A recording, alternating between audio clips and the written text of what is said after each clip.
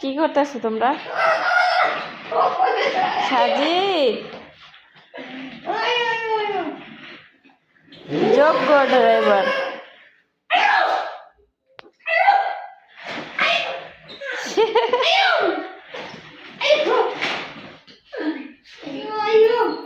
আবার আবার দাঁড়াও।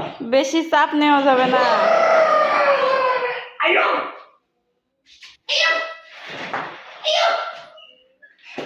সাজিদ আস্তে আস্তে বাবা আস্তে।